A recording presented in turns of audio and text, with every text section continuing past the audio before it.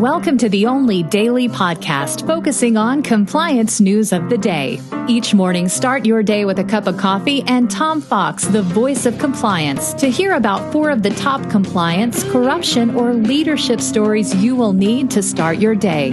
The Daily Compliance News is a production of the Compliance Podcast Network. The Daily Compliance News for October 23, 2020, the Goldman Settles edition. And first up, the Ohio corruption scandal, which has embroiled the Speaker of the House. In that case, the whistleblower for the company, one of the companies involved in the alleged bribery case, has come out and not only spoken to the FBI, but he's working to overturn the illegally passed law, which the bribes were paid for. So it's a bit unusual to have the whistleblower come out at this point, but kudos to Tyler Furman, Policy Director for Clean Fuels Ohio, who is one of the whistleblowers in the HB6 case.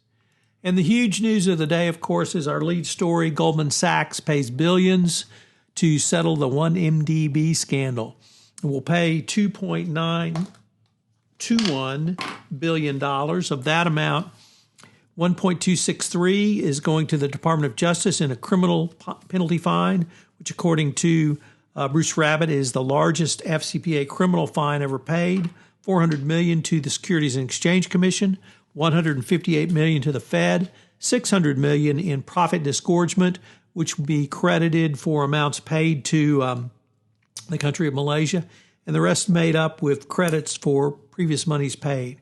The firm is seeking to take back nearly $174 million in compensation from executives.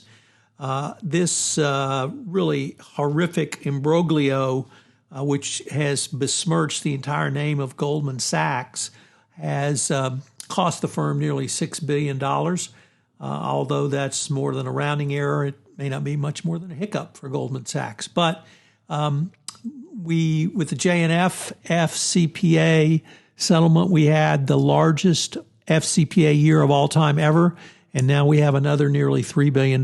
So this case has been going on for some time. Goldman Sachs tried to lobby the Attorney General personally, and they were not successful. They will not be required to have a monitor, but they had to sustain a criminal plea by their Malaysia subsidiary, and the parent company has a criminal plea, but also a non-prosecution agreement. So we're going to be taking a deep dive into that on my blog and other podcasts, so stay tuned for that one.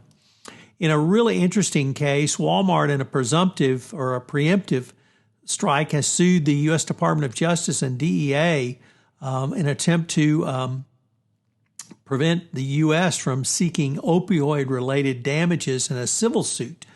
Walmart's going to claim that as long as a pharmacist wrote or filled a legally written prescription, that the pharmacy should not have any responsibility.